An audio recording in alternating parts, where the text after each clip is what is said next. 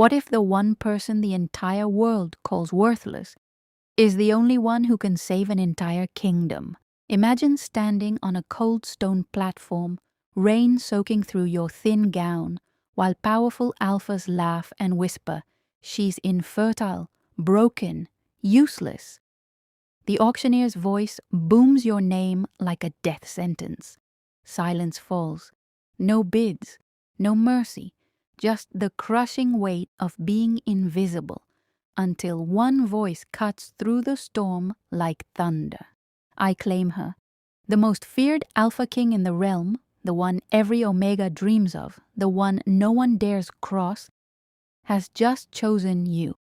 The barren Omega, the last survivor of a cursed dying pack. But here's the part that will haunt you. He doesn't know your secret, you don't know his. Why would the strongest alpha alive pick the weakest link? Is it pity, politics, a hidden agenda? Or is there something ancient, something dangerous, waking up inside you the moment his eyes lock on yours? Chapter 1. The Mating Auction. The sound of shuffling feet and low murmurs fills the air, growing louder as the scene opens. Elara had never felt smaller in her life. The auction platform was nothing more than a raised slab of ancient gray stone, worn smooth by generations of desperate feet. Torches sputtered along the walls of the cavernous hall, casting long, twitching shadows that made every face in the crowd look predatory. The air was heavy, saturated with the mingled scents of too many shifters, packed too close. Alpha musk thick as smoke beat a sweat, the faint floral sweetness of nervous Omegas, and underneath it all, the metallic bite of fear. Her fear. She stood at the very end of the line, the last lot of the night. Her gray wool gown, the only one she still owned that wasn't patched or threadbare, clung damply to her skin from the long walk through the rain-soaked forest to reach Ironclaw territory. Her dark hair, usually braided neatly, hung in loose, rain-frizzed strands around her face. She kept her eyes fixed on the cracks in the stone beneath her bare toes, counting them over and over as if the numbers could anchor her. 1, 2, 3. She didn't dare look up. Looking up meant meeting eyes, eyes that judged, pitied, or, worse, dismissed. "Next!" the auctioneer bellowed, his voice amplified by some crude enchantment carved into the rafters.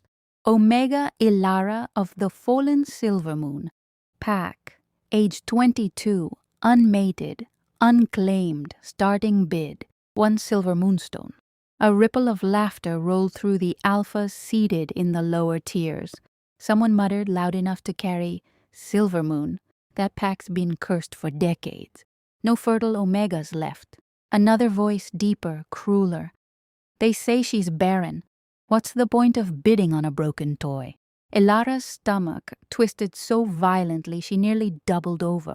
She clenched her fist at her sides until her nails bit into her palms. "Don't cry. Don't you dare cry here." She had known this day was coming ever since the elders of what remained of Silver Moon had summoned her 3 weeks ago. The pack was dying, literally. Crops failed year after year. Pups were stillborn or born weak and never survived their first shift. The curse, they called it. No one knew its origin anymore. The stories had blurred into legend. All anyone knew was that it had started with Elara's grandmother's generation and had only grown worse. And Elara, she was the final proof of its cruelty. At 16, she'd had her first heat. At 17, her second. By 19, the heats had stopped entirely. No scent of fertility lingered on her skin. There is no possibility of carrying life. The pack healer had confirmed it with trembling hands. Her womb was silent, sealed by whatever dark magic had poisoned their bloodline. So they had brought her here, to the mating auction held every spring under the Ironclaw King's protection. A last, humiliating chance to secure an alliance, a protector, anything to keep the few remaining Silver Moon wolves from scattering into rogue territory. She had dressed herself that morning with shaking fingers, whispering apologies to the ghosts of her parents. Her mother had died in childbirth when Elara was 9, another victim of the curse. Her father had followed 2 years later, wasting away from grief and a sickness no healer could name. No, it was her turn to be sold. The auctioneer cleared his throat, impatience creeping into his tone. 1 silver moonstone. Do I hear one? Silence. Elara's throat closed. She could feel the heat of humiliation climbing her neck, burning behind her eyes. 50 copper moons, then, the auctioneer tried, voice dropping.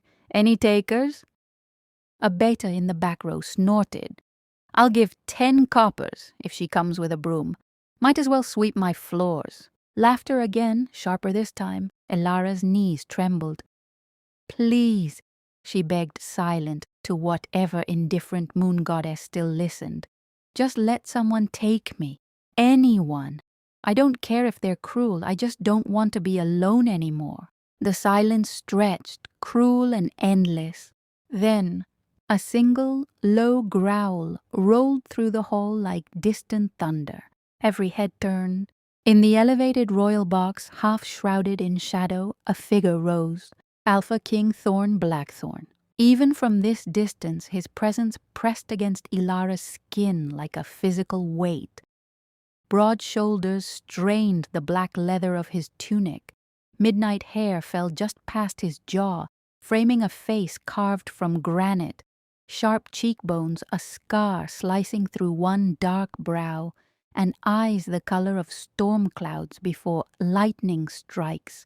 Power radiated from him in waves, making the air itself feel heavier, thicker. He stepped to the railing, hands braced on the stone, and looked directly at her. Elara's breath snagged in her chest. He didn't smile. He didn't speak at first. He simply said, in a voice that carried without effort, deep and rough as gravel dragged over iron, I claim her. The hall went deathly still. The auctioneer blinked rapidly. Sire, you wish to bid? I said I claim her. Thorne's tone left no room for negotiation.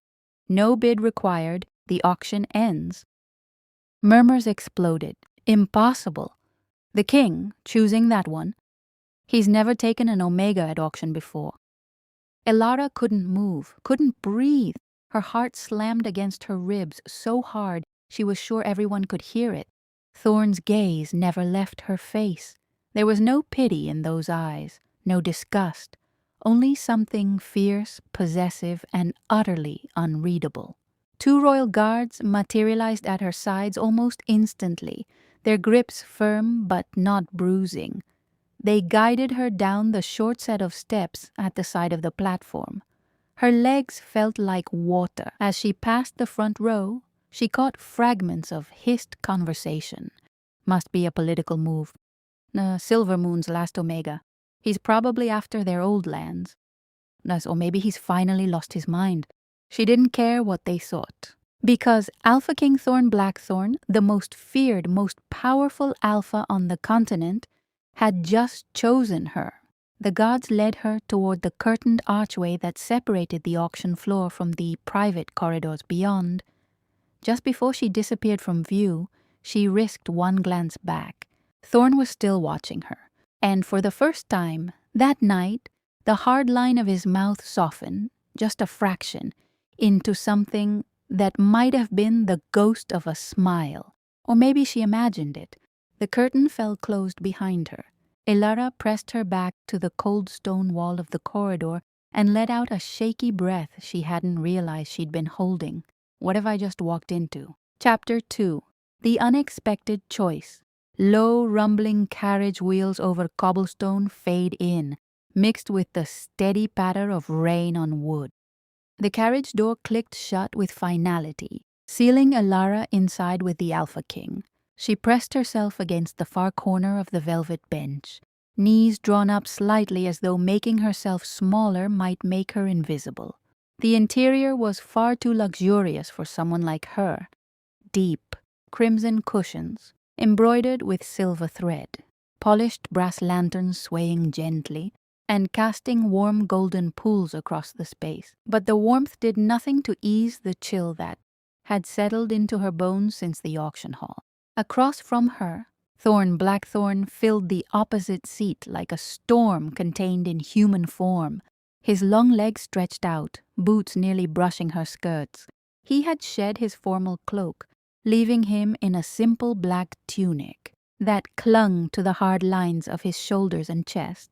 Raindrops still glistened in his dark hair, catching the lantern light like tiny stars. He watched her steadily without speaking.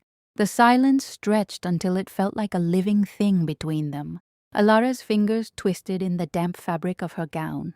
She could feel his gaze on her, intense, unblinking, peeling back layers she hadn't even known she had. Her pulse hammered in her ears, loud enough that she wondered if his sharper alpha hearing picked it up. Finally, she couldn't bear it anymore. Why? The words slipped out, small and cracked. Thorne tilted his head, the scar above his brow catching the light. Why what?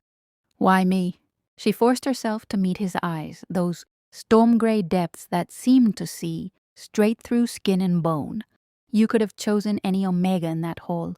Fertile ones, strong-blooded ones from powerful packs, ones who could give you heirs without question. I'm nothing. Silvermoon is nothing. We're a cautionary tale, not an asset. He didn't answer immediately.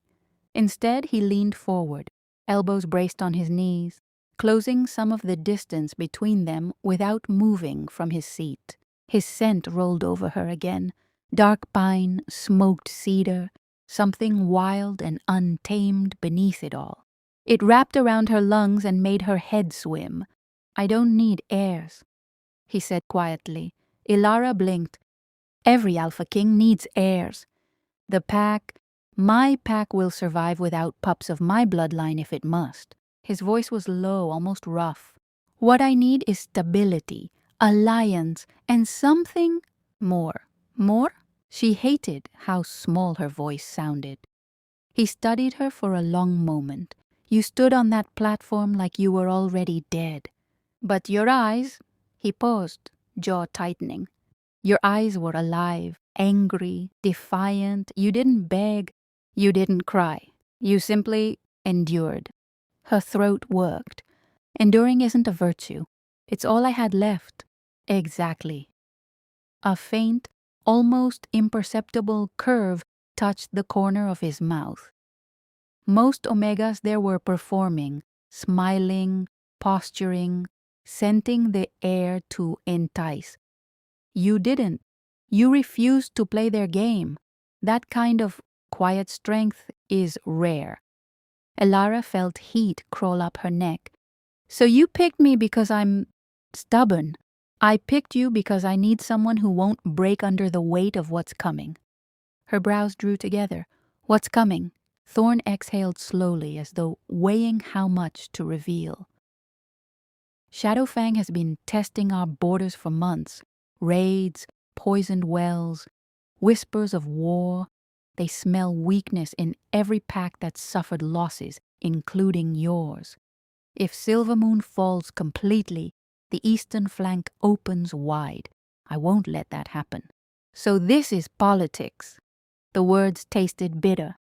A contract marriage to secure an alliance with a dying pack. His gaze sharpened. It's more than that, is it? She lifted her chin, a spark of the same defiance he'd noticed flaring in her chest. You didn't even know my name until the auctioneer said it. You don't know me. I know enough. He leaned back again, but the intensity in his eyes didn't fade. I know your bloodline carries old power. Power. The curse has buried, not destroyed. I know your mother was one of the last true seers of Silvermoon before the curse took her sight and then her life.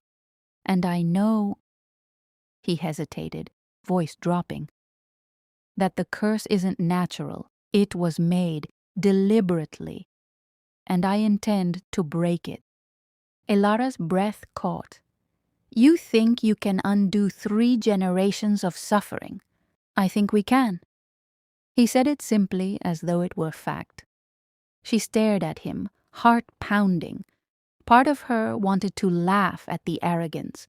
Another part, the part that had spent years swallowing hope like bitter medicine, felt a dangerous flicker of something brighter. Something dangerous. The carriage jolted over a rut, throwing her forward slightly. Thorne's hand shot out instinctively, catching her wrist before she could fall. His fingers were warm, calloused, and impossibly strong. He didn't let go immediately. Electricity raced up her arm, sharp and sweet. Her breath hitched. He felt it too. She saw it in the brief flare of his pupils, the way his grip tightened for one heartbeat before he released her. "Careful," he murmured. She rubbed her wrist where his touch still lingered like a brand. "You expect me to trust you, just like that?" "No." He settled back, voice steady again. "I expect you to be wary. I expect you to question everything. I expect you to fight me when you think I'm wrong. But I also expect," he paused, eyes locking on hers, "that you'll let me protect you. From this moment forward, anyone who tries to harm you will answer to me." The words landed like a vow. Elara swallowed hard. Outside, the rain had thickened, drumming steadily against the roof. The forest pressed close on either side of the road, ancient pines looming like silent sentinels. Somewhere in the darkness, wolves called to one another, their voices rising and falling in eerie harmony. She looked at him, really looked. Past the king, past the legend. She saw the faint lines of exhaustion at the corners of his eyes, the tension in his shoulders that never quite eased, the way he held himself like a man who had carried too much for too long. And beneath it all, that same fierce, unyielding pull she felt in her own chest. "Maid?" The word whispered through her mind, unbidden and terrifying. No, impossible. She was barren, broken. Mates didn't choose broken things. And yet, she drew in a shaky breath. "What happens when we reach the palace?" "We announce the claiming. Tomorrow night, under the moon. The pack will witness it. After that," his voice softened almost imperceptibly, "after that, we begin." "Begin what?" "Unraveling the curse, rebuilding what was lost, and—" He looked at her again, something raw flickering in his gaze. "Figuring out whatever this is between us." Elara's heart stuttered. The carriage slowed. Ahead, through the rain-streaked window, the massive iron gates of Ironclaw Palace rose into view, black spires piercing the stormy sky, torches blazing along the walls like defiant stars. Thorne reached across and opened the door before the driver could. Cold, wet air rushed in. He offered his hand. Elara stared at it for a long moment. Large, scarred, steady. Then, slowly, she placed her smaller hand in his. His fingers closed around hers with careful strength. As he helped her step down into the rain, she felt the first true thread of something dangerous weave itself into her heart. Hope, fragile, unwise, but undeniable. Chapter 3. Arrival at the Palace. The moment Elara stepped out of the carriage, the sheer scale of Ironclaw Palace swallowed her whole. Rain-slick cobblestones gleamed under torchlight that lined the long approach. The palace rose like a living thing. Black granite towers crowned with silver wolf heads, arched windows glowing amber against the storm-dark sky. Guards in dark armor stood motionless along the walls, their eyes reflecting the firelight like predators waiting. The air smelled of wet stone, pine resin, and something richer, alpha power so thick it pressed against her skin and made her shiver. Thorne's hand remained at the small of her back as they crossed the courtyard. Not guiding, exactly. It's more like claiming territory. His touch was firm, warm through the damp fabric of her gown, and every time she shifted away even an inch, his fingers flexed slightly, as though reminding her she wasn't going anywhere. She hated how much she liked it. Servants appeared the instant they crossed the threshold into the grand foyer. They moved like shadows, silent, efficient, eyes lowered. One young beta female stepped forward with a thick wool cloak lined in fur.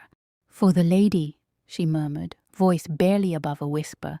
Elara accepted it automatically, drawing the heavy fabric around her shoulders. It smelled faintly of cedar and smoke. Thorne's scent, she realized with a jolt. He must have ordered it prepared. Thorne didn't pause. He led her deeper into the palace, past towering tapestries depicting ancient battles, wolves tearing through enemies, moonlit hunts, mated pairs standing shoulder to shoulder against shadowed curses. Every image seemed to pulse with history, with pain, with pride. They climbed a wide spiral staircase of dark marble. At the top, Thorne turned left down a corridor lined with arched windows overlooking the storm-lashed forest. Lightning flashed, illuminating the glass for one heartbeat, his profile sharp and unreadable beside her. He stopped before double doors carved with snarling wolves. 2 guards bowed low and pushed them open. "Your chambers," Thorne said simply. Elara stepped inside and stopped breathing for a second. The room was enormous. A massive 4-poster bed dominated the far wall, draped in deep indigo silks and furs soft enough to drown in. A fire already roared in the hearth, casting golden light across thick rugs, a writing desk piled with parchment, and a balcony door left slightly ajar so the sound of rain drifted in like a lullaby. Fresh flowers, night-blooming jasmine, stood in a crystal vase on the bedside table. Their scent curled around her, sweet and heady. She turned slowly. "This is for me?" Thorne leaned one shoulder against the doorframe, arms crossed. "You're my intended queen. You'll have the best." The word queen landed like a stone in still water. Ripples of panic and something dangerously close to longing spread through her chest. She walked to the bed, trailing her fingers over the silk coverlet. So soft, so unlike the thin pallet she'd slept on for years in the crumbling Silver Moon Lodge. "Thank you," she said quietly. He didn't respond. Instead, he pushed off the frame and crossed the room in 3 long strides. The air shifted as he drew near, his heat, his scent, the low thrum of alpha energy that made her skin prickle and her thighs pressed together instinctively. He stopped just behind her, close enough that she could feel the warmth radiating from his chest against her back. "You're shaking," he murmured, voice low and rough. "I'm cold," she lied. A soft huff of breath against her hair. Almost a laugh. "Liar." He reached around her slowly, deliberately, and drew the cloak from her shoulders. The movement was careful and controlled, but the brush of his knuckles along the sensitive skin of her neck sent sparks racing down her spine. She bit her lip to keep from gasping. The cloak fell to the rug with a soft thud. Thorne's hand settled lightly on her upper arms, holding, not restraining. Yet the restraint felt like the most dangerous thing of all. "Turn around," he said. It wasn't an order, not quite, but her body obeyed anyway. She faced him. Up close, he was overwhelming. The scar on his brow looked silver in the firelight, his eyes, storm-dark and endless, locked on hers and refused to let go. Raindrops still clung to the ends of his hair. One slid slowly down the column of his throat and disappeared beneath the open collar of his tunic. "You're soaked through," he said, voice dropping to gravel. His gaze flicked down the length of her body, lingering on the way the wet gown clung to her breasts, her waist, her hips, before returning to her face. "You'll catch your death. I've survived worse. I know." Something raw flickered in his expression, "but you don't have to anymore." He lifted one hand and brushed a damp strand of hair from her cheek. The touch was feather light, yet it burned. Her breath caught. Heat pooled low in her belly, sharp, insistent, traitorous. Thorne's nostrils flared. He could scent her arousal. She knew it. The knowledge only made her flush hotter. "Thorne!" Her voice trembled. She didn't know if it was a plea to stop or a plea for more. His thumb traced the edge of her lower lip. Slow, deliberate. "Say my name again." "Thorne." A low growl rumbled in his chest. Not anger, want. He leaned in until their breaths mingled. His mouth hovered a heartbeat from hers, close enough that she could taste the rain and smoke on his exhale. "I could kiss you right now," he said, voice husky. "And you'd let me." Her heart slammed against her ribs. Yes, the word slipped out before she could stop it. His eyes darkened to near black. For one endless second, she thought he would close the distance, claim her mouth, press her back against the bedpost, and take everything she was too afraid to offer. Instead, he exhaled roughly and stepped back. One step, two. The sudden absence of his heat left her reeling. "I won't," he said, voice strained. "Not tonight. Not when you're still deciding whether you hate me or want me." She swallowed. "I don't hate you." A ghost of a smile touched his lips, dark, dangerous, devastating. "Good." He turned toward the door, pausing only long enough to glance back over his shoulder. "There's a hidden drawer in the desk. Your mother's journal is inside. Read it when you're ready." Her eyes widened. "How did you—" "I have my ways." His gaze softened, just a fraction. "Rest, Elara. Tomorrow we face the pack." The door closed behind him with a soft click. Elara stood frozen in the center of the room, pulse thundering, skin still tingling where he'd touched her. She crossed to the desk on unsteady legs. The drawer slid open easily. Inside lay a slim leather-bound journal, edges worn soft from years of handling. Her mother's handwriting stared up at her, elegant, precise, aching with secrets. Elara sank into the chair, opened the first page, and began to read. Outside, the storm raged on, but inside her chest, something far more dangerous had begun to stir. Chapter 4. Unveiling Secrets. The palace gardens were a world apart from the storm-lashed courtyard Elara had first seen. Hidden behind high ivy-covered walls, they unfolded in secret layers, moonlit paths of crushed white stone winding between beds of night-blooming flowers that released their perfume only after sunset. Jasmine climbed trellises in wild profusion. Pale lilies glowed like lanterns. Dark roses with thorns like black needles twisted around marble statues of ancient wolves, frozen mid-hunt. Elara had discovered the gardens on her third sleepless night, slipping out through a side door when the halls grew too quiet and her thoughts too loud. She came here every evening now, barefoot, the cool stone soothing her restless feet.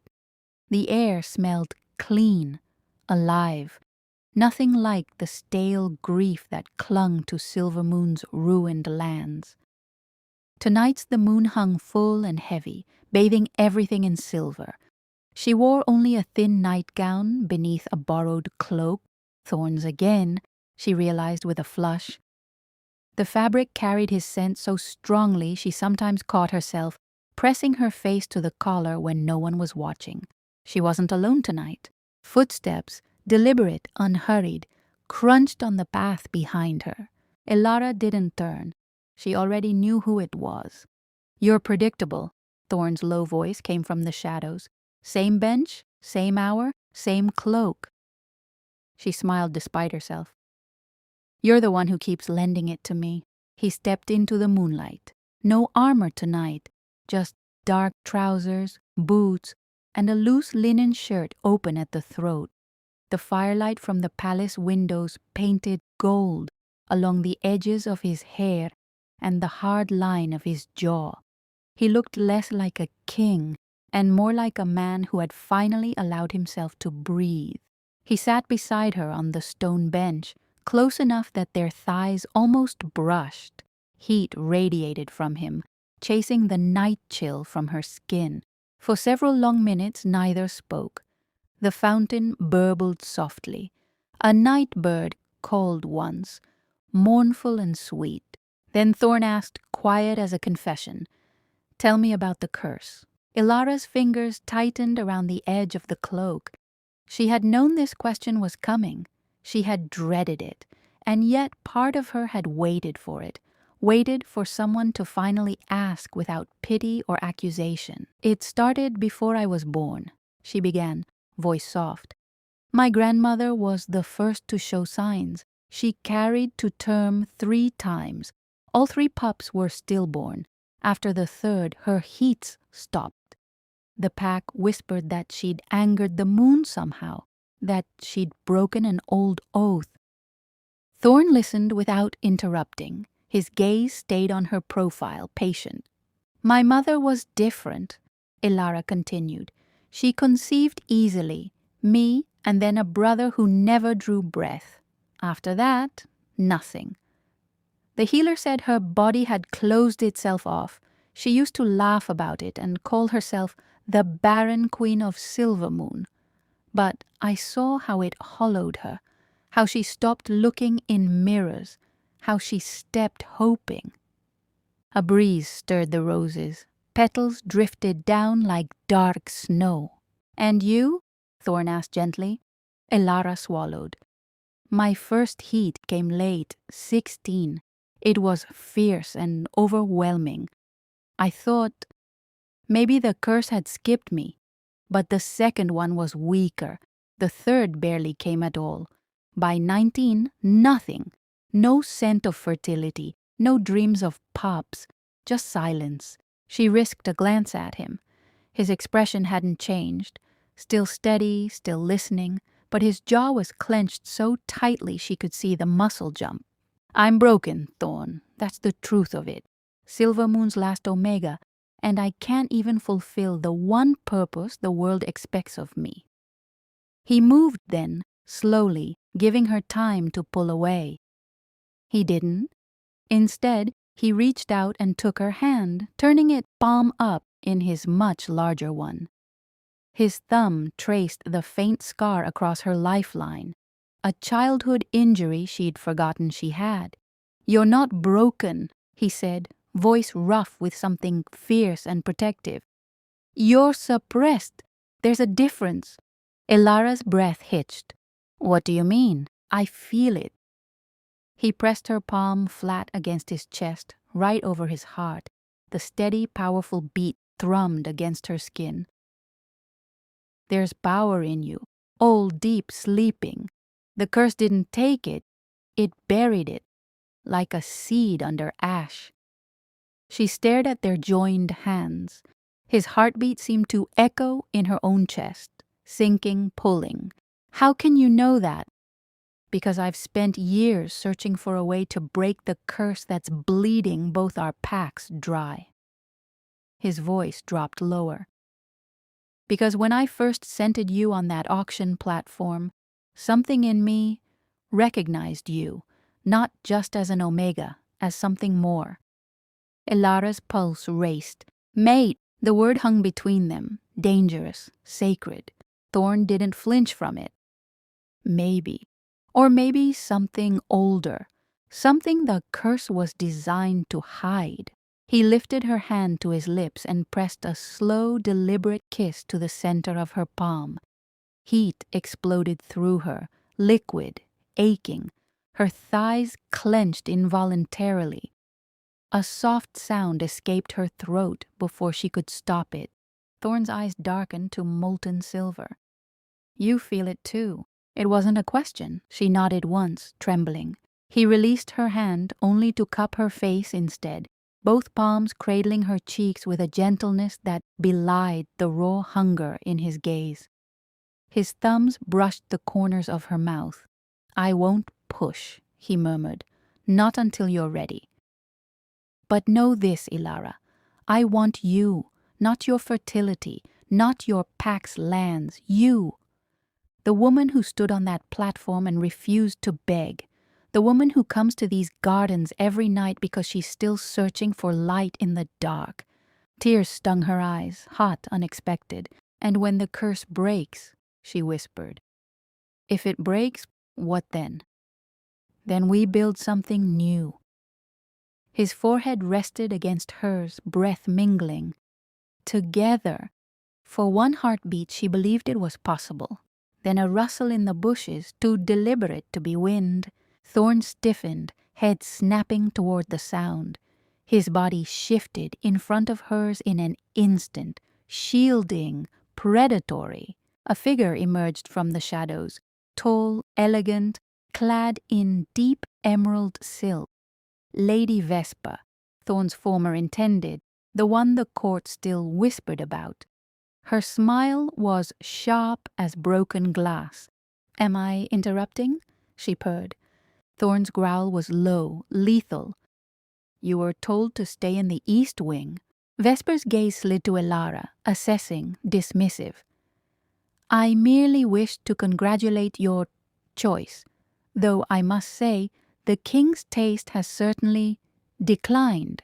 Elara felt Thorne's rage coil like a whip. She placed a steadying hand on his arm before he could lunge. Vesper laughed softly. "Careful, little Omega. Some secrets are better left buried." She turned and melted back into the darkness. The garden felt colder in her wake. Thorne exhaled roughly, turning back to Elara. His eyes searched hers, fierce, worried. "She's dangerous," he said. "And she knows more than she should." Elara nodded, heart pounding. "Then we find out what she's hiding. Before she finds out what I am." Thorne's hand slid to the nape of her neck, possessive, grounding. "We will." Under the full moon, with jasmine heavy in the air and danger curling at the edges, he leaned in and brushed the lightest, most reverent kiss against her forehead. A promise, a beginning, and somewhere in the dark, secrets waited to be unveiled. Chapter 5. Growing Tension. The training grounds of Ironclaw Palace sprawled across a wide clearing ringed by ancient oaks. The grass had been worn thin in places by generations of paws and boots. Wooden posts stood scarred from claws. Straw dummies hung limp and tattered from chains. The morning sun beat down mercilessly, turning sweat into rivulets that stung the eyes. Elara had never trained like this before. In Silvermoon, Omegas were kept away from combat. Too precious, too fragile. She had learned to hide, to run, to endure in silence. But Thorne had changed the rules the moment he claimed her. "Again!" he barked from the edge of the ring. Elara circled the beta soldier opposite her, tall, wiry, female, with a crooked grin that said she wasn't going easy. The beta lunged. Elara ducked, pivoted, and drove her elbow into the soft spot just below the ribs. The beta grunted, staggering back. A ripple of approval moved through the gathered pack members. Thorne watched from the shade of an oak, arms crossed, shirt sleeves rolled to his elbows. His gaze never left Elara. Not once. She felt it like a physical touch. Hot, possessive, unrelenting. Every time she moved, every time she breathed hard, every time a strand of hair stuck to her damp neck, she knew he was cataloging it, claiming it. The beta recovered and struck again, faster this time. Elara blocked with her forearm, pain blooming bright along the bone, but she didn't flinch. Something inside her had shifted since arriving here. A spark, a heat. Not just arousal, though gods that was there too, but power. Latent, hungry, uncoiling, She spun low, swept the beta's legs, and dropped her to the dirt. The pack let out a collective roar of approval. Thorne's lips curved, just barely. "Enough for today," he called. The beta offered Elara a hand up. "You're quick, little queen. Didn't expect that." Elara accepted the grip, smiling through the ache in her muscles. "Neither did I." As the others dispersed, Thorne crossed the field in long, purposeful strides. Dust clung to his boots, sweat darkened the collar of his shirt. He stopped inches from her, close enough that she could smell the clean exertion on his skin, salt and pine, and raw alpha. "You're improving," he said, voice low so only she could hear. She lifted her chin, defiant despite the flush creeping up her throat. "You sound surprised." "Not surprised." His eyes dropped to her mouth, then lower, lingering on the way her training tunic clung to her breasts, damp and nearly translucent. "Impressed." Heat surged through her, sharp and liquid. She shifted her weight, thighs pressing together against the sudden throb between them. "Come," he said, turning toward the shaded path that led back to the palace. It wasn't a request.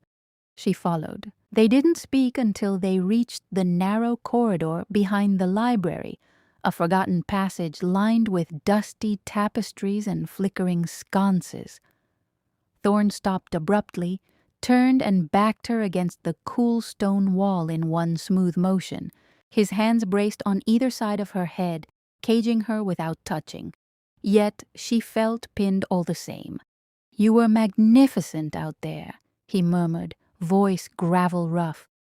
"Every move, every breath. I could barely keep my hands off you." Elara's pulse hammered in her throat. "Then why did you wait?" "Because if I'd dragged you off that field in front of the pack, they'd have scented your arousal for miles." He leaned in until his lips brushed the shell of her ear. "And I'm selfish. I want every gasp, every shiver, every drop of wetness between your thighs to be mine alone." A soft whimper escaped her. Thorne growled, low, approving. One hand slid down her side, fingers tracing the curve of her waist, then lower, cupping the swell of her hip through the thin fabric. He squeezed once, firm, possessive. "Tell me to stop," he rasped. She didn't. Instead, she arched into him, pressing her breasts against his chest. "Don't." That was all the permission he needed. His mouth crashed down on hers, hard, hungry, claiming. No gentle exploration this time. He kissed like a man starved, tongue sweeping past her lips to tangle with hers, tasting the salt of her sweat and the faint sweetness of the berries she'd eaten at breakfast.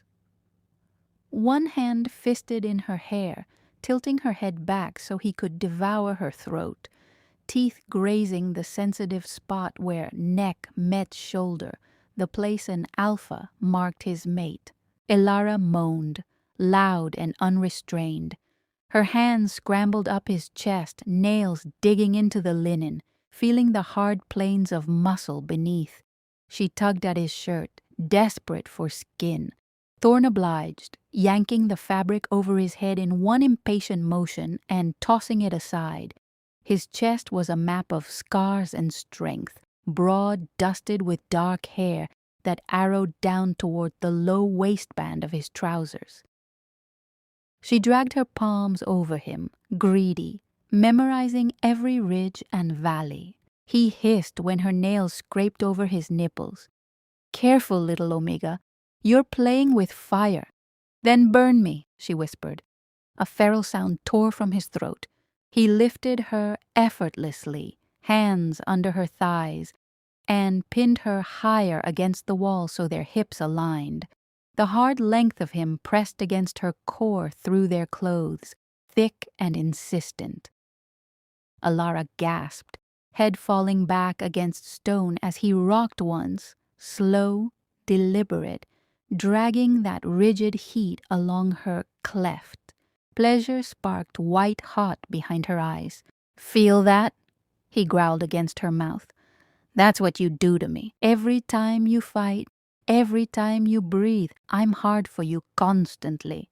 She rocked back, shameless, needy, grinding herself against him.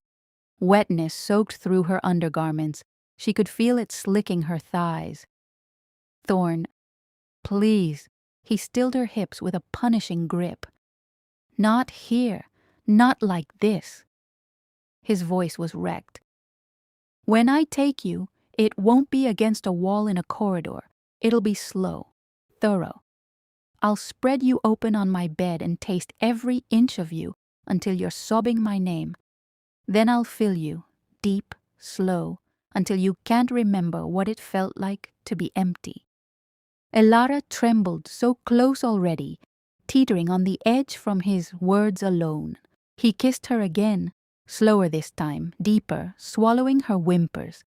Then he lowered her gently to her feet, keeping her steady when her knees threatened to buckle. His forehead rested against hers, breathing ragged. "Soon," he promised, voice hoarse. "When the moon is right, when you're ready to be claimed in every way." She nodded, dazed, aching. He stepped back, reluctant, adjusting himself with a grimace. "Go to the library," he said. "There's a book on old curses I left for you. Read it. Learn. Because whatever Vesper is planning, we end it together."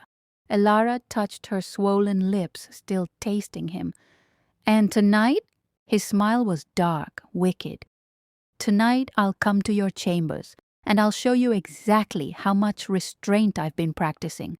He walked away, shirtless, back muscles shifting like coiled power, leaving her trembling against the wall, heart pounding, body alive with promise. Chapter 6. Forbidden Desires. The private dining chamber was small by palace standards, tucked high in one of the eastern towers where no servants lingered unless summoned. A single long table of dark walnut gleamed under 3 silver candelabras. Flames danced in their holders, casting golden shadows across the walls draped in midnight blue velvet. Outside the arched windows, the night sky pressed close. Stars sharp as diamonds, the moon a thin silver crescent that seemed to watch them. Thorne had dismissed everyone hours ago. Not guards at the door, no betas hovering with trays, just the two of them.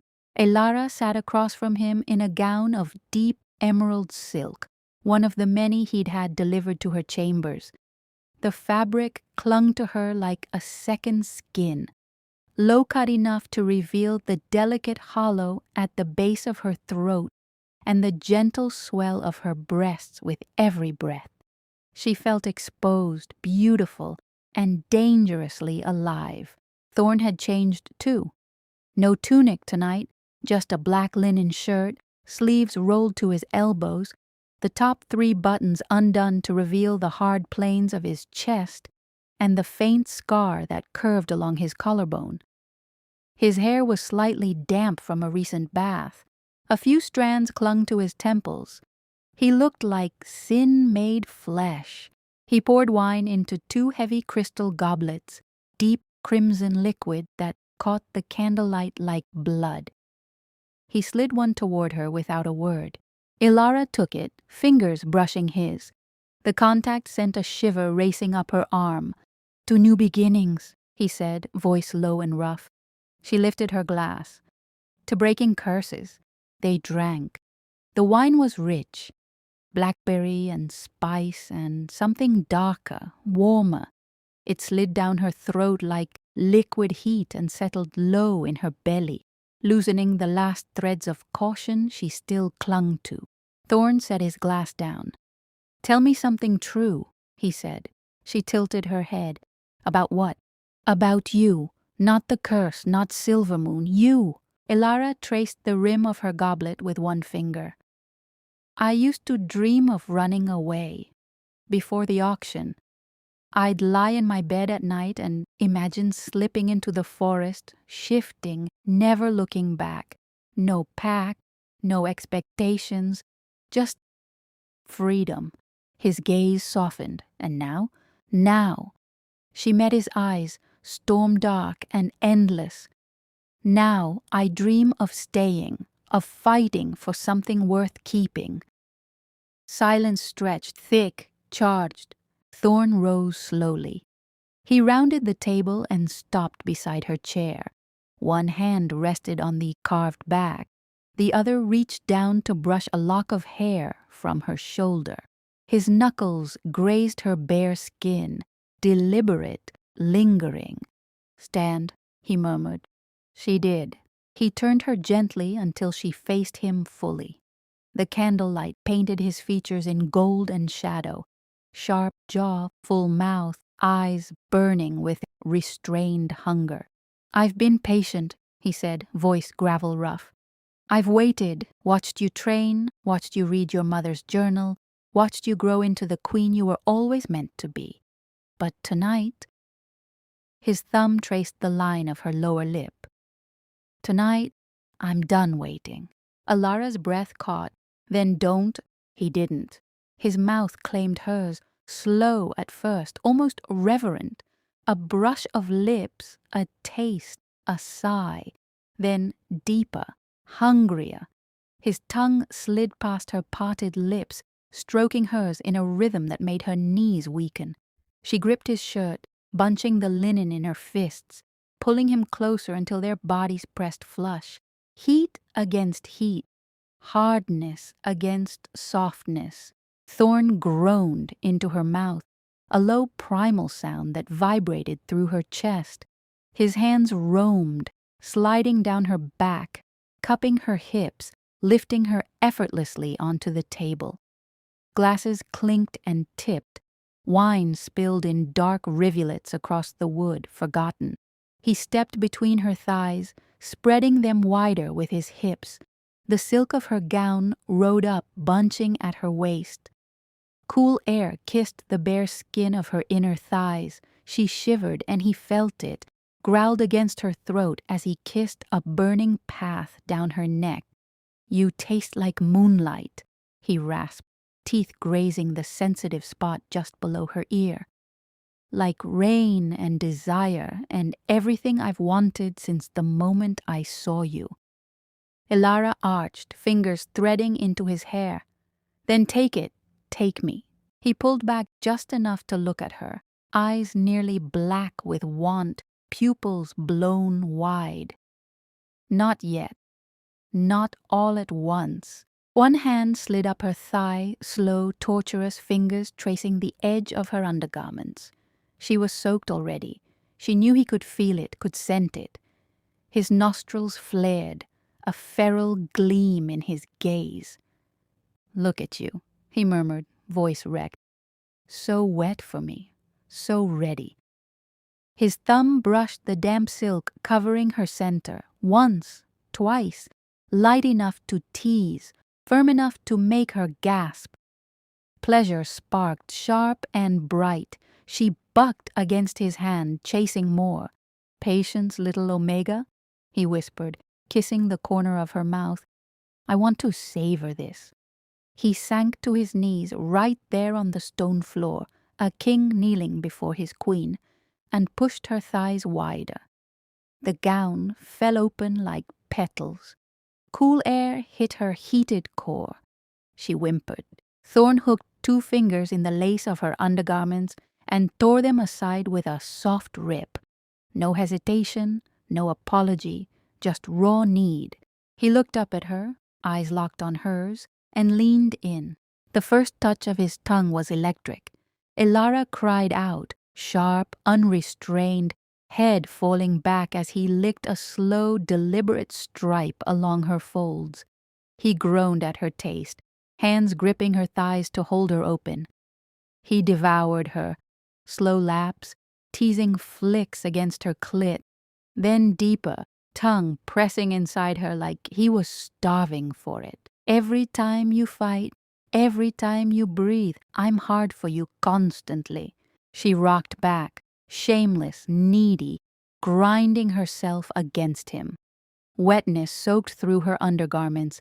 She could feel it slicking her thighs. "Thorne, please." He stilled her hips with a punishing grip. Not here. Not like this. His voice was wrecked. When I take you, it won't be against a wall in a corridor. It'll be slow, thorough. I'll spread you open on my bed and taste every inch of you until you're sobbing my name. Then I'll fill you, deep, slow, until you can't remember what it felt like to be empty. Elara trembled, so close already, teetering on the edge from his words alone. He kissed her again, slower this time, deeper, swallowing her whimpers. Then he lowered her gently to her feet, keeping her steady when her knees threatened to buckle. His forehead rested against hers, breathing ragged. Soon, he promised, voice hoarse, when the moon is right, when you're ready to be claimed in every way. She nodded, dazed, aching. He stepped back, reluctant, adjusting himself with a grimace. Go to the library, he said. There's a book on old curses I left for you. Read it. Learn. Because whatever Vesper is planning, we end it together. Elara touched her swollen lips, still tasting him. And tonight? His smile was dark, wicked. Tonight I'll come to your chambers, and I'll show you exactly how much restraint I've been practicing. He walked away, shirtless, back muscles shifting like coiled power, leaving her trembling against the wall, heart pounding, body alive with promise. Chapter 7. Betrayal Exposed. Heavy, ominous strings begin low and slow, cello notes drawn taut, layered with the distant rumble of thunder and the soft patter of rain returning to the palace window's torchlight, flickers in long shadows across stone. The eve of the mating ceremony should have felt like a threshold to something new. Instead, the air in Ironclaw Palace carried the sharp metallic scent of impending storm and something darker, something that tasted like betrayal. Elara had spent the afternoon in the library poring over the chronicle Thorne had left for her. Yellowed pages filled with accounts of ancient pacts between Silvermoon and Ironclaw, oaths sworn under full moons, and the slow, creeping rot that followed when one side broke faith. Her mother's journal lay open beside it, the elegant script now familiar, almost comforting. The two books spoke to each other across generations, warning of the same shadow. She was tracing a faded map of the eastern border when the door opened without a knock. Lady Vesper stepped inside. She moved like liquid silk, emerald gown trailing behind her, dark hair coiled in an intricate knot that gleamed under the lamplight. Her smile was perfect, sharp, polite, and utterly false. "Omega Elara," she said, voice smooth as polished stone. "I hope I'm not interrupting your studies." Elara closed the chronicle slowly. Her heart had begun a hard, steady rhythm. "You're not welcome here," Vesper laughed, soft, musical, edged with ice. "How quaint! You speak as though this is already your palace. It will be tomorrow night." "Will it?" Vesper drifted closer, fingertips trailing along the edge of the table. "Thorne has always had a weakness for strays, but even he must see the futility eventually. A barren Omega from a cursed pack? Darling, you're a political footnote at best." Elara stood, refusing to let the words land. "If you have something to say, say it plainly." Vesper's gaze flicked to the open journal, then back to Elara's face. "Very well. Plainly, he's using you. The curse that crippled Silvermoon didn't arise from some vague ancestral sin. It was deliberate, crafted, and your blood, your specific blood, is the key to breaking it." Elara's breath caught. "What are you talking about?" Vesper leaned in, voice dropping to a conspiratorial whisper. "Thorne knows. He's known since before the auction. Why do you think the most powerful alpha in the realm chose the weakest Omega on the block? Not love. Nothing fate, sacrifice, your life force channeled through the mating bond will shatter the curse, and when it does, she smiled wider. He'll be free to choose a real queen, one who can give him heirs, one who isn't a walking relic. The words struck like claws. Elara felt the floor tilt beneath her. "You're lying," she said, but her voice cracked. "Am I?" Vesper reached into the folds of her gown and withdrew a folded parchment. Old, edges frayed, sealed with cracked black wax. She placed it on the table between them. "Read it. Your mother wrote it herself, the night before she died." Elara stared at the seal. A crescent moon crossed by a thorned vine. Silver Moon's old mark. Her hand trembled as she broke the wax. The letter was short. Her mother's handwriting, shakier than in the journal written in haste. "My daughter, if you are reading this, the curse has claimed me, and soon it may claim you. It was never fate. It was vengeance. Vesper's mother, Lady Seraphine, broke the old pact between our packs for power. She wove the curse into our bloodline to weaken us, to ensure Ironclaw would never ally with us again. But there is a counter, a willing sacrifice of the last true Silver Moon heir.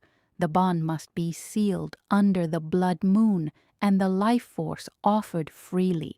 Thorne Blackthorn knows this. He seeks the cure, but at what cost? Do not trust the king's mercy. Run if you still can. Forgive me. Your mother." Elara's vision blurred. Tears fell onto the parchment, smudging ink that had dried decades ago. Vesper watched with cool satisfaction. "He'll never admit it. He'll wrap it in pretty words, love, partnership, destiny. But in the end, you're the key he's been waiting for. And once the curse breaks, you'll be expendable." Elara's knees buckled. She caught herself on the table edge. "Get out." Vesper inclined her head mockingly. "As you wish. Enjoy your final night of illusion." The door closed behind her with a soft final click. Elara stood frozen for long moments, the letter trembling in her hands. Then she folded it carefully, tucked it into the bodice of her gown, and walked, almost ran toward the throne room. Thorne was there, alone, reviewing maps spread across the great table. Torchlight carved deep shadows across his face. When he saw her, his expression shifted from concentration to concern in an instant. "Elara, what's wrong?" She crossed the room in quick strides and placed the letter on the table between them. "Explain this." He read it in silence. The color drained from his face. When he looked up, his eyes were raw. "Where did you get this?" "Vesper brought it to me, along with a very clear message. You're planning to sacrifice me to break the curse." Thorne exhaled roughly. "That's not... Don't lie to me." Her voice cracked. "Not now, not after everything." He stepped around the table. "I'm not lying. I never intended to sacrifice you." "Then what is this?" She tapped the letter. "My mother wrote it. She knew." Thorne ran a hand through his hair. "Your mother was dying when she wrote that. The curse had already taken her sight, her strength. She believed the old legends, the ones that said only a willing death could break it. But she was wrong. I've spent years researching. There's another way." "What way?" "Your power." He met her gaze steadily. "The one the curse suppressed. The one I sensed the moment I claimed you. You're not the sacrifice. You're the cure. Your bloodline carries the original light that Seraphine tried to extinguish. When the bond is sealed, not as a death rite, but as true partnership, that light will rise and shatter the curse. No death is required." Elara searched his face. "And Vesper?" "Vesper wants the throne. She always has. She was my betrothed once, arranged, not chosen. When I ended it, she turned to Shadowfang.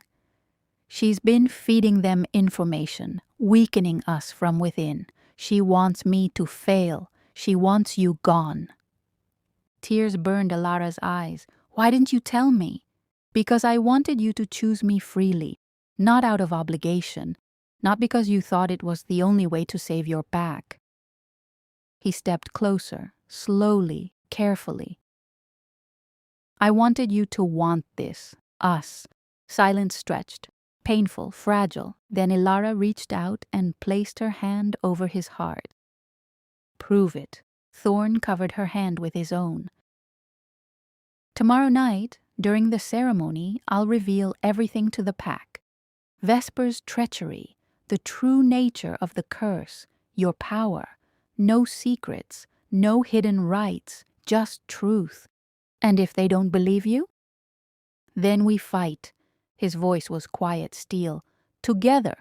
Elara closed her eyes, letting the warmth of his hand anchor her. I believe you. Relief flickered across his face, raw, unguarded. He drew her into his arms, holding her tightly as though she might vanish. She rested her cheek against his chest and listened to the thunder of his heart. Outside, the storm broke fully, rain lashing the windows and wind howling through the towers. But inside the throne room, two hearts began to beat in time, and somewhere in the shadows, betrayal waited for its moment. Chapter 8. The Curse's Origin. The palace crypts lay far beneath the main halls, a labyrinth of forgotten corridors carved into the living rock of the mountain. The air down here was cold and still, thick with the scent of ancient stone, moss, and the faint metallic tang of old blood long dried. Iron sconces held torches that had been lit only hours before. Their flames burned low and steady, casting long shadows that seemed to move of their own accord. Thorne led the way with a single lantern held high. Elara followed close behind him, her hand brushing the rough wall for balance. The steps were uneven, worn smooth by centuries of footsteps, kings, queens, warriors, and now two people desperate for answers. They had come here after the confrontation in the throne room. Vesper's words still echoed in Elara's mind, sharp and poisonous, but Thorne's quiet promise had steadied her enough to keep moving. No more secrets, no more half-truths. If the curse's origin lay buried here, they would unearth it together. The corridor opened into a wide circular chamber. At its center stood a massive stone pedestal, etched with runes that glowed faintly silver under the torchlight. Around the walls, alcoves held sealed sarcophagi, generations of Ironclaw rulers resting in silence. But Thorne walked past them without pause, heading toward a smaller archway at the far end. "Through here," he said, voice low. "This is the archive. Only the reigning Alpha is supposed to enter. I've broken that rule more times than I can count." Elara stepped past him into the smaller room. Shelves of ancient scrolls and leather-bound tomes lined the walls from floor to ceiling. Dust motes drifted in the lantern light like slow-falling snow. In the center stood a low table with 3 scrolls already laid out, yellowed parchment weighted with black river stones. Thorne set the lantern down. "These are the original records from the time the curse began. My father showed them to me when I was 16. He made me swear never to speak of them until I had no other choice." Elara approached the table slowly. The scrolls were fragile, the ink had faded to sepia in places, but the words were still legible. Thorne unrolled the first one carefully. "This is the pact between Silvermoon and Ironclaw, signed under the Blood Moon 300 years ago. A treaty of mutual protection. Silvermoon's seers would guide our hunts and warn of threats from the Shadowfang territories. In return, Ironclaw would shield Silvermoon from raiders and rival packs. The pact was sealed with blood. Both Alphas cut their palms and mingled the drops on this stone." He tapped the pedestal rune. It should have bound the packs together for generations. But it didn't, Elara whispered. No. Thorne unrolled the second scroll. Because one of the witnesses betrayed it. The parchment showed a family tree, 2 branches intertwined at the top, then diverging sharply. On one side, Silvermoon lineage. On the other, a name crossed out in red ink. Seraphine Blackthorne, Thorne said. My great-aunt. She was betrothed to the Silvermoon Alpha's son. The union would have strengthened the pact beyond blood. But she wanted more. Power. Dominion. When the match was broken because the Silvermoon heir chose another, she turned her rage outward. Elara traced the crossed-out name. She wove the curse. Thorne nodded. She was a seer herself, gifted, but twisted. She used the mingled blood from the packstone to bind a dark working. Not death, not immediately. Slow decay, fertility stolen, pups lost, packs weakened until one devoured the other. She meant for Silvermoon to fall first, then for Ironclaw to follow, leaving her line to claim what remained. Elara felt a chill settle deep in her bones. My mother wrote about betrayal, but she never named it. She may not have known the full truth. The knowledge was guarded even then. Thorne unrolled the third scroll, a faded map of ley lines crisscrossing the eastern territories. Red ink marked a single point, the ridge where Silvermoon's ancestral lodge once stood. The curse anchored here, he said, in the heart of your pack's lands. That's why it struck your bloodline hardest. Seraphine's working fed on the original packed blood, your ancestors' blood. It's why your mother's pregnancies failed, why yours never come, but it's also why the counter exists. He looked at her, eyes steady, earnest. The same blood that carries the curse carries the light to break it. Not through sacrifice, through unity. Through a bond forged in truth, not vengeance. Elara stared at the map. Visions flickered at the edges of her mind, unbidden, unasked. Flashes of moonlight on stone. A woman in dark robes chanting over a bloodied altar. A wolf's howl cut short. Pain, rage, grief. She gasped, stepping back. Her hand flew to her temple. Thorne caught her elbow gently. What did you see? I don't know. Images. A woman, Seraphine, standing over the packed stone. She was crying, angry. She spoke words I didn't understand, but I felt them, like ice in my veins. Thorne's grip tightened, not in fear, but in quiet awe. Your power is waking. The suppressed gift your mother wrote about. The curse buried it, but it never died. Elara looked down at her hands. A faint silver glow shimmered along her fingertips, brief, then gone. She met his gaze. If we break it tomorrow, what happens to the packs? Everything changes. His voice was quiet steel. No more auctions, no more forced alliances. Omegas won't be judged by fertility alone. Packs won't fear each other because of old wounds. We rebuild from the truth, not from lies. And Vespa, she'll be exposed. If she tries to interfere during the ceremony, the pack will see her for what she is, Shadowfang's puppet, a traitor to her own blood. Elara exhaled slowly. I'm not afraid anymore. Thorne cupped her face with both hands, gentle, grounding. You never had to be alone in this. She leaned into his touch, resting her forehead against his. Neither did you. They stood like that for long moments, 2 people who had carried too much for too long, finally sharing the weight. Then Thorne stepped back and rolled the scrolls carefully. We take these to the ceremony tomorrow. Let the pack see the truth with their own eyes. Let them witness the breaking. Elara nodded.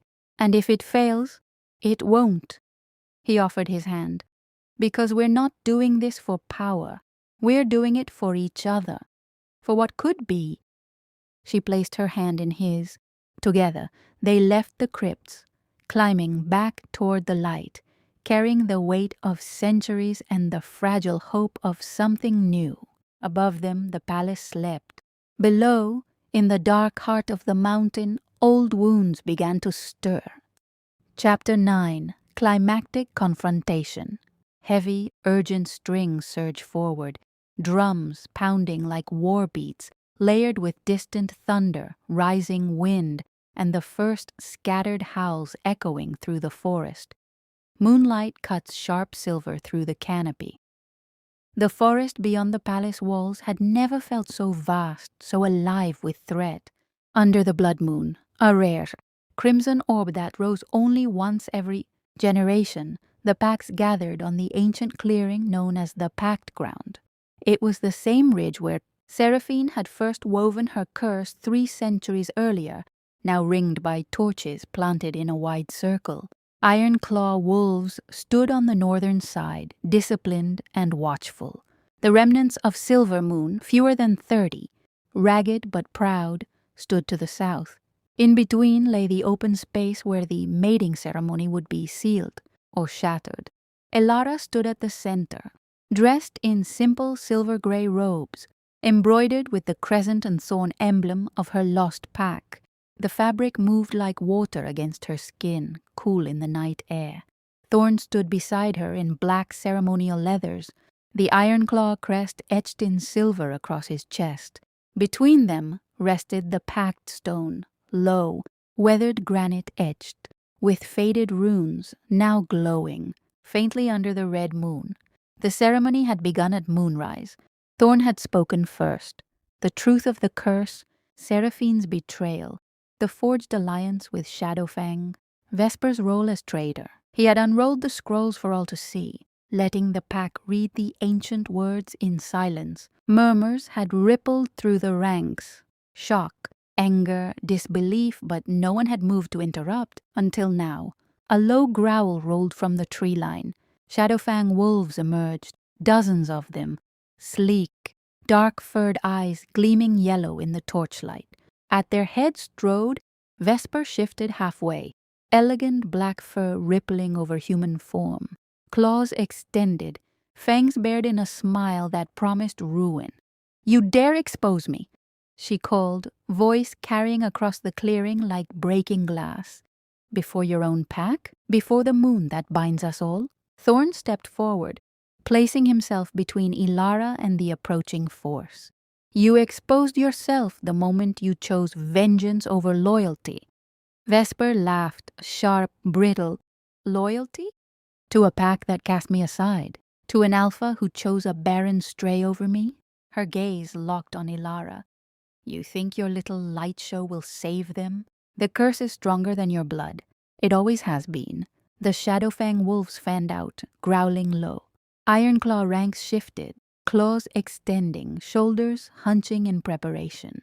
Silvermoon wolves closed ranks around Elara, protective despite their small numbers. Thorne raised one hand. "This ends tonight. No more blood spilled in shadows, no more packs torn by lies." Vesper's eyes narrowed. "Then let's end it." She lunged. The clearing exploded into motion. Wolves collided, snarls, teeth, claws raking fur and flesh. Thorne shifted in a blur of black fur and muscle, a massive alpha wolf charging straight into the heart of the Shadowfang line. He met Vesper head-on, her lithe form twisting, striking, dodging. 2 predators locked in a dance of fury and precision. Elara stood rooted for one heartbeat, terror and resolve warring inside her. Then she felt it. The silver glow rising in her veins, warm and insistent, like sunlight breaking through storm clouds. Her mother's words echoed, "The last true heir carries the light." She stepped forward. The packstone flared brighter beneath her feet. She placed both hands on its surface. The runes ignited, silver light racing along the etched lines, spreading outward in pulsing waves. The ground trembled. Wolves on both sides faltered, heads turning toward the sudden brilliance. Vesper broke from Thorne, eyes widening. No! Elara closed her eyes and reached inward. Visions flooded her again. Seraphine's rage, the broken betrothal, the blood pact twisted into poison. But beneath the darkness lay something older, the original light of the pact, pure and untainted, waiting to be reclaimed. "I forgive you," Elara whispered, to Seraphine, to the past, to every generation that had suffered. "We release you." The light surged. A wave of silver energy rolled outward, gentle, inexorable. It washed over the battlefield like moonlight made solid. Shadowfang wolves staggered, snarling, turning to confused whines. Ironclaw fighters lowered their guard, eyes wide with awe. Vesper froze mid-lunge, black fur shimmering as the light touched her, then recoiled, burning away the dark threads that bound her to the curse. She shifted back to human form, collapsing to her knees. What have you done?" Thorne shifted back, breathing hard, blood streaking his side but eyes fierce. He crossed to Elara in 3 strides and took her hand. The light peaked, blinding, then softened to a warm, steady glow that settled over the clearing like dawn after endless night. Silence fell. The curse was broken. Elara felt it in her bones. The hollow silence that had haunted her body for years was gone. Warmth bloomed low in her belly. Not heat, not desire, but possibility. Life. The promise of what had been stolen returned. She opened her eyes. The pack stared, some kneeling, some standing stunned. Silvermoon wolves wept openly. Ironclaw fighters bowed their heads in respect. Vesper remained on her knees, head bowed. "It's gone." Thorne's voice carried across the clearing, steady, commanding but softened by something new. "The curse ends here. No victors, no vanquished, only packs that choose to heal together." He turned to Elara. "You did this." "We did this," she corrected quietly. He squeezed her hand. One by one, wolves from both sides stepped forward, Shadowfang fighters dropping their aggression, Ironclaw members offering open palms. Even Vesper rose slowly, eyes haunted but clear. "Take her into custody," Thorne said gently to his guards. "She will face judgment, but not tonight. Tonight, we remember what was lost and what we can still save." The blood moon began its slow descent, crimson fading to silver. Elara looked up at Thorne, bloodied, exhausted, but unbroken. He smiled, small, real, full of quiet wonder. "It's over." She leaned against him, feeling the steady beat of his heart against her own. "Not over," she whispered, "just beginning." Around them howls rose, not of war, but of unity, a chorus that carried across the ridge, through the forest to the palace beyond. The packs had been divided by a lie. Now, they would be bound by truth. And under the returning silver moon, hope took root where only shadows had grown before. Chapter 10. A New Beginning. The throne room of Ironclaw Palace had never felt so open. Sunlight poured through the high-arched windows, turning the black marble floor into a mirror of gold. Banners that once bore only the lone wolf of Ironclaw now hung alongside the crescent and thorn of Silver Moon, intertwined, equal, unbroken. The air smelled of fresh pine from the garlands draped across the walls, of blooming jasmine brought in from the gardens, and of hope so thick it almost tasted sweet. Elara stood on the raised dais beside Thorne, dressed in robes of soft silver threaded with black, colors of both packs woven together. Her hair fell loose down her back, caught only by a thin circlet of moonstone that caught the light like captured stars.